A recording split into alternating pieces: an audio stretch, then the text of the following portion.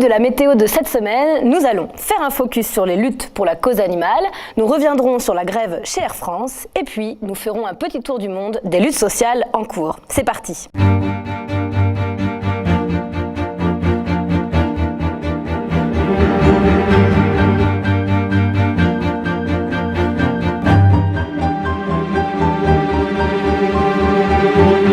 En ce moment, on fait le bilan, calmement, de la première année d'Emmanuel Macron à l'Élysée. Et j'aimerais m'arrêter sur une de ses promesses de campagne, le contrôle vidéo obligatoire dans les abattoirs. Où ça en est? Promesse non tenue.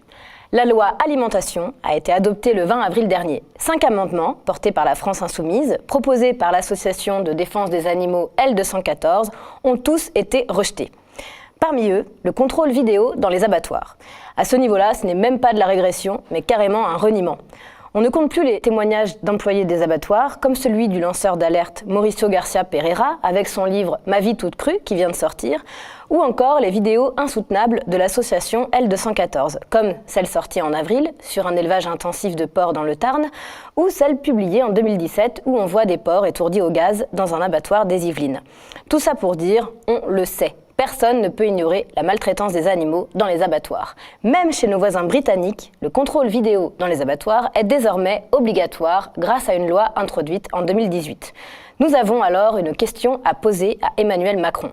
Ne juge-t-on pas de la grandeur d'une nation par la façon dont les animaux y sont traités? En France, des associations comme L214 et 269 Life militent et organisent des actions locales pour lutter contre la maltraitance animale, pour sensibiliser les citoyens et interpeller les politiques. En avril dernier, 65 militants véganes se sont introduits dans l'abattoir porcin de Houdan, dans les Yvelines.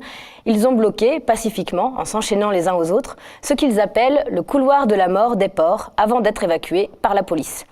Une autre lutte s'organise en France, celle contre la course au gigantisme des élevages.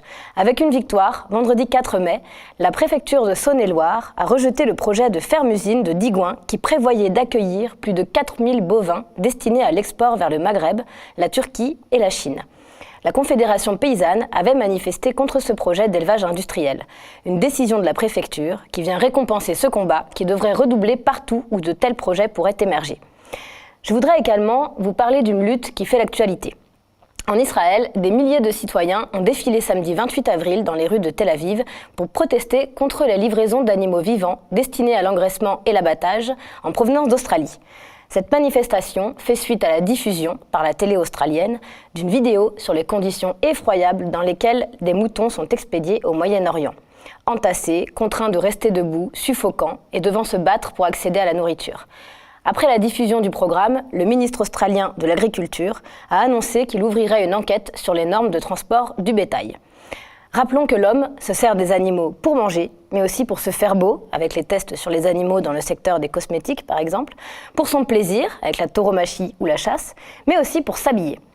On a tous vu les campagnes choc anti-fourrure de la Fondation Bardot ou de l'association PETA. Les citoyens également se mobilisent, notamment à Paris, où des manifestations ont régulièrement lieu devant des magasins qui commercialisent de la fourrure animale.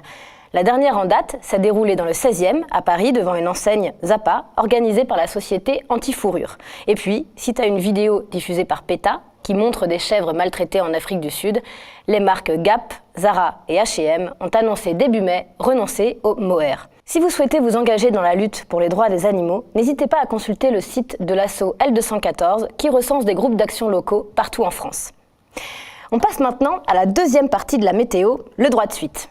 On revient sur la grève Air France. Ce vendredi 4 mai, les salariés d'Air France ont, à plus de 55%, voté contre le projet d'accord salarial du PDG Jean-Marc Janaillac, qui a alors démissionné. Depuis, le dialogue a été interrompu. L'intersyndicale demande à reprendre les négociations et selon Grégoire Applincourt, président du syndicat des pilotes d'Air France, le conseil d'administration peut très bien mandater le directeur général de la compagnie pour renouer le dialogue. Il était d'ailleurs l'interlocuteur des syndicats au début des négociations. Pour le moment, aucun nouvel appel à la grève n'a été fait, mais si la direction s'entête à faire la sourde oreille, le syndicaliste précise que les salariés seront contraints et forcés de reprendre la grève. Selon lui, ceux qui ont rejeté l'accord sont prêts à reprendre le mouvement. On reste en France avec une grève qui a commencé chez Lidl. Après la Belgique et le Portugal, une trentaine de magasins situés dans les Côtes d'Armor, le Finistère et le Morbihan sont actuellement touchés. Les salariés, épuisés, dénoncent leurs conditions de travail et réclament un plan d'urgence à la direction. La grève devrait se prolonger. En Mauritanie, les médecins ont entamé ce lundi une grève illimitée. Ils réclament des augmentations de salaire et une amélioration des conditions de travail dans les hôpitaux.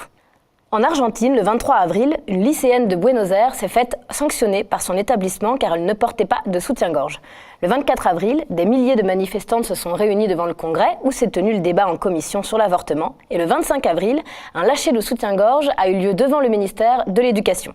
Aux États-Unis, la grève porte ses fruits chez les enseignants. Après la Virginie occidentale en mai, c'est au tour des professeurs d'Oklahoma et d'Arizona d'obtenir gain de cause. Ces derniers ont obtenu une hausse salariale de 19%. Le 16 mai, les regards seront tournés vers la Caroline du Nord qui, à son tour, entamera un mouvement de grève. C'est la fin de cette météo. Rendez-vous la semaine prochaine pour continuer à parler de ce sujet fondamental que sont les luttes dans le monde. Car n'oubliez pas, comme l'a dit l'abbé Pierre, il faut que la voix des hommes sans voix empêche les puissants de dormir.